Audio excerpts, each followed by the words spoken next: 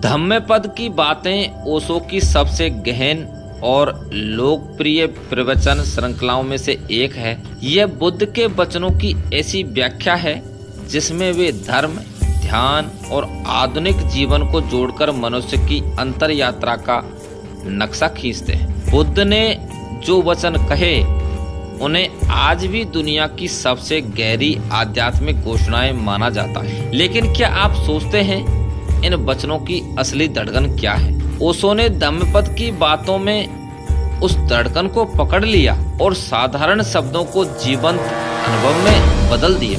धम्मपद यानी बुद्ध के उपदेशों का सार। यह ग्रंथ 423 श्लोकों का संकलन है, लेकिन ये श्लोक केवल किताब में लिखे हुए अक्षर नहीं हैं, ये तो जीवित सूत्र हैं। ओशो कहते हैं बुद्ध ने कभी दर्शन नहीं रचा, उन्होंने अनुभव साझा किए। धम्मपद की यही खूबी है कि यह हमें सिर से नहीं दिल और आत्मा से छूता है। बुद्ध का मूल संदेश है सजगता। ओशो बताते हैं कि सजगता का मतलब केवल ध्यान में बैठना नहीं है, बल्कि खाना, चलना, बोलना, हर क्रिया में जागरूक रहना ही सजगता है। वे कहते हैं जीवन में अगर जागरूकता आ जाए तो कोई दुख शेष नहीं रहता। दुख नींद में है, जागरण में आनंद है। बुद्ध का धर्म संप्रदाय नहीं है, यह जीवन की कला है। ओशो यहाँ आधुनिक मनोविज्ञान से जोड़ते हैं।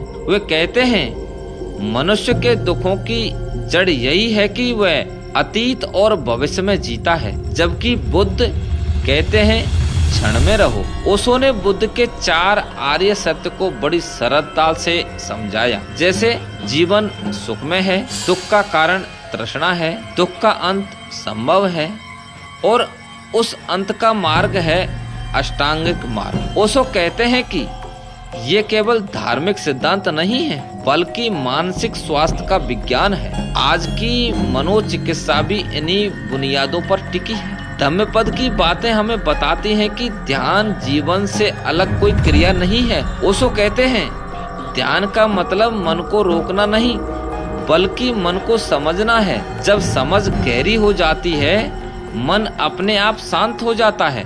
यहाँ वे आधुनिक उदाहरण देते हैं, जैसे मोबाइल के नोटिफिकेशन हमारे मन को भटकाते हैं। अगर हम सजग रहें तो यह भी ध्यान का अभ्यास बन सकता है। बुद्ध करुणा के प्रतीक हैं। ओशो कहते हैं सच्ची करुणा का अर्थ किसी को सुधारना नहीं, बल्कि उसे जैसा है वैसे स्वीकार करना है।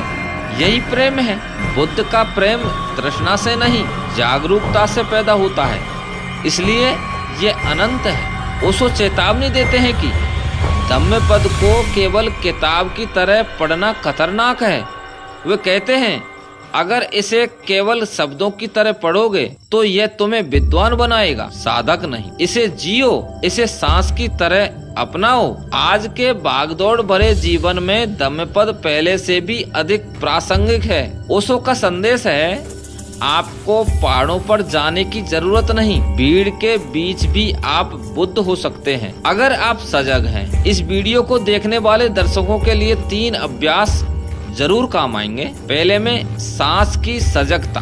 दिन में 5 मिनट केवल सांस पर ध्यान, चलते हुए ध्यान, हर कदम को महसूस करना। क्रोध का अवलोकन, जब गुस्सा आए तुरंत प्रतिक्रिया ना देकर केवल देखें। बुद्ध के वचन और ओशो की व्याख्या, ये केवल सुनने की चीजें नहीं हैं, ये जीने की कला है। अगर आप इन अभ्यासों को अपनाते हैं तो धीरे धीरे आपका जीवन ध्यान की यात्रा बन जाएगा। अगर आप भी धम्मपद की इन गहराइयों को और जानना चाहते हैं तो इस चैनल को सब्सक्राइब करें और आगे भाग में हम बुद्ध और ओशो की एक और अद्भुत झलक लेकर आएंगे। धन्यवाद।